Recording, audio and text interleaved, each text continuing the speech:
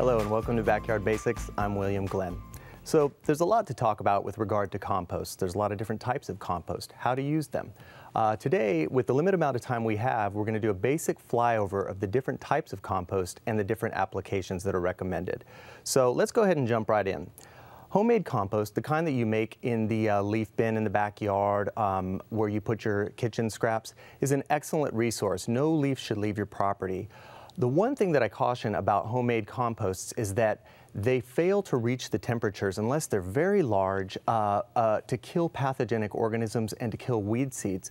So you want to be careful and discriminate about what goes in to your compost pile and where it goes ultimately. I wouldn't recommend, for myself personally, I don't put it near veggie gardens where I'm going to be eating the leaves of things, just to be a little bit on the safe side.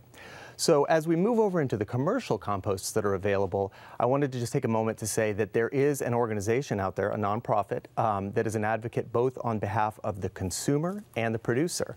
This is called the United States Composting Council, and they have a program that's called the STA program, which stands for Seal of Testing Assurance. And with this program, both the consumer and the producer can be well apprised of the feedstocks and the parameters of the finished compost. So when we move through the next few, just remember that I'm always going to recommend that you go with an STA compost, first of all, but at least one that has a corroborating set of parameters, tests that accompany it. So the next one we're going to talk about is a food waste / yard trimmings based compost.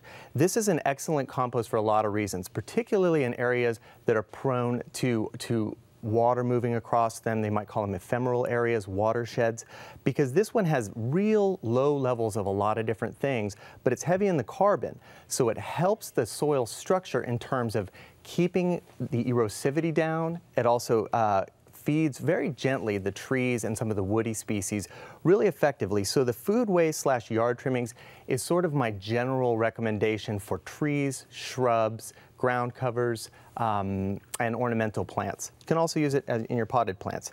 Next, we move over to manure-based composts.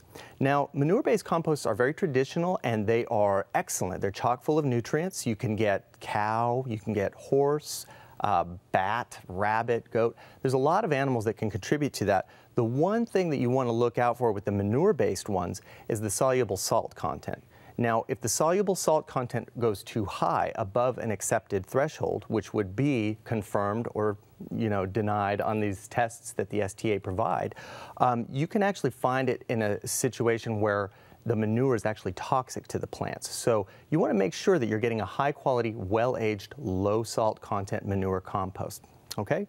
Now finally, biosolids-based composts are one that's a little bit more contentious. People either love them or hate them, but I guarantee that when you see a lawn that's bright green in July, it was probably top dressed in the fall with biosolids. The reason for that being is that biosolids have a lot of nutrients, a wide spectrum of nutrients, and they are very effective in the lawn specifically and for agricultural crops such as cotton.